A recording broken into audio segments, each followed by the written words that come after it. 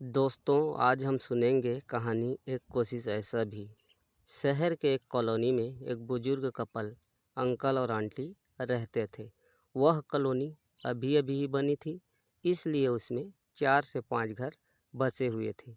इनका बेटा इन्हें छोड़कर अपने पत्नी के साथ विदेश में रहता था, क्योंकि उसकी पत्नी ये नहीं चाहती थी कि वह घर पर रहकर अपने सास ससुर की सेवा करे।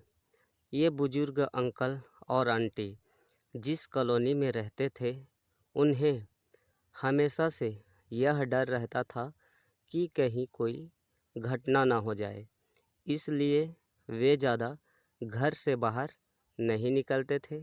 लेकिन उनका यह रूटीन था कि वह हर सुबह सूरज निकलने के बाद टहलने के लिए निकल जाते थे। एक दिन दोनों रोज की तरह सुबह को टहलने निकले थे। उन्होंने देखा कि एक लड़का तेजी से साइकिल चलाता हुआ जा रहा था और उस साइकिल के पीछे एक फावड़ा बंधा हुआ था। लेकिन उन्होंने ज़्यादा ध्यान नहीं दिया और चले गए। दूसरे दिन उसी समय फिर से वह लड़का दिखा और उसी तरह तेज़ी से साइकिल चलाता जा रहा था। इसी तरह तीसरे और चौथे दिन भी वह लड़का दिखा। 5वें दिन आंटी जी ने अंकल जी से कहा कि ये लड़का हर रोज़ सुबह इसी समय तेज़ी से साइकिल चलाते हुए जाता है। मुझे लगता है कि कुछ गड़बड़ है। कहीं ये लड़का कोई गलत काम करने तो नहीं जा रहा है। लेकिन अंकल जी ने मना कर दिया कि जा रहा होगा कहीं हमसे क्या। परंतु आंटी जी बोली, हमको देखना चाहिए कि हमारे कॉलोनी में कोई गड़बड़ तो नहीं। अंकल जी बोले, ठीक है, अगले दिन हम इस लड़के का पीछा करेंगे और देखेंगे कि ये कहाँ जा रहा है। अगले दिन सुबह को फिर से वो लड़का तेज़ी से साइकिल चलाता निकला।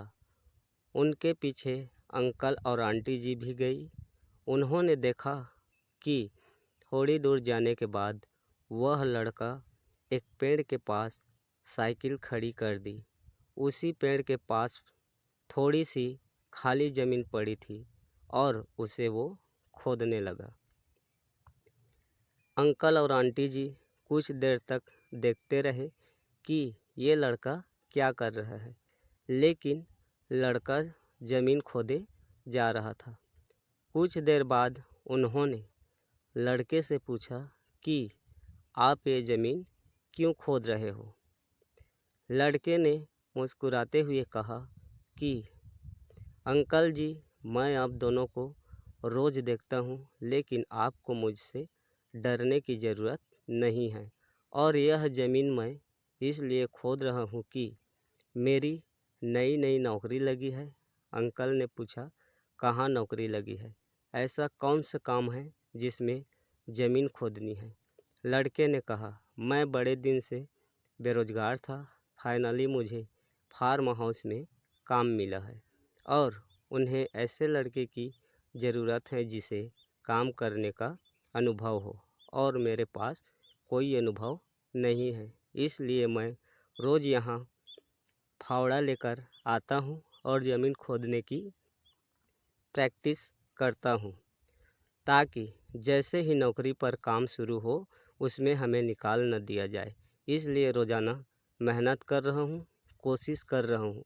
उस लड़के की बात सुनने के बाद अंकल और आंटी जी ने लड़के को आशीर्वाद दिया और बोला, बहुत ही बढ़िया बात है, प्रयास ही ज़िंदगी में सब कुछ है। यह छोटी सी कहानी ज़िंदगी में बहुत बड़ी बात सिखाती है। तो अगर हमें सक्सेस होना है तो सक्सेस के लिए सबसे ज़रूरी है कि हमें लगातार मेहनत, कोशिश और प्रयास करनी होगी, तभी हम जीवन में सफल होंगे। दोस्तों, ऐसे ही प्रेरणादायक कहानी सुनने के लिए आप हमारे यूट्यूब चैनल यांश सारथी को सब्सक्राइब ज़रूर करें, लाइक शेयर और कमेंट करें।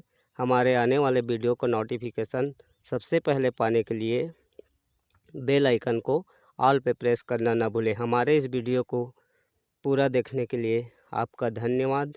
जय हिंद, वंदे मातरम।